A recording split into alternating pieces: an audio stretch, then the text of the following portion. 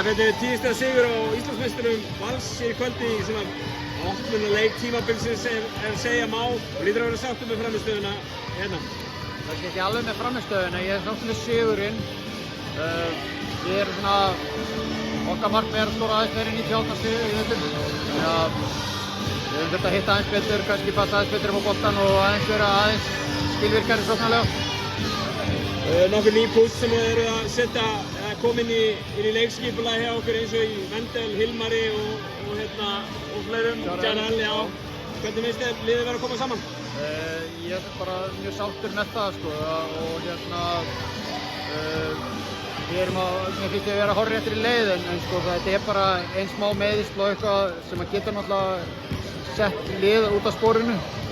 En ég tel okkur bara kannski aðeins betur samsettir í vetur heldur síðasta vetur, þannig að við lærðum kannski eitthvað aðeins á því. En þú veist, ég megum náttúrulega ekki byggja rosalega miklu. Það eru þunnir á sumum stöðum.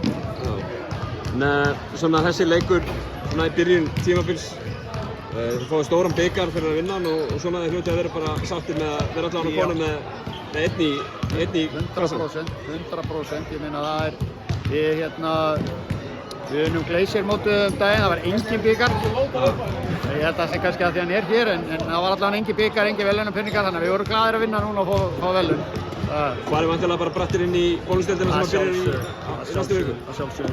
Eins og ég sagði einn áðan við ykkur það við erum svona, mér finnst við vera svona eitt af 4 bestu liðunum í þessari deild og kannski í fyrra þá fór maður kannski ekki alveg svo brattur inn í þetta en ég tel okkur alveg að vera eitt af 4 bestu liðunum í vetur við erum heppnir með meiðsl og annað og menn á að stilla saman strengi á viti. Það er náttúrulega pressa sem þið sittið vantilega á sjálf ykkur með þennan hóp en þegar pressan kom nú alveg í gær í Spáni líka og svona á kaffistofum landsins að þá er talað Keflavík sem sterkt lið.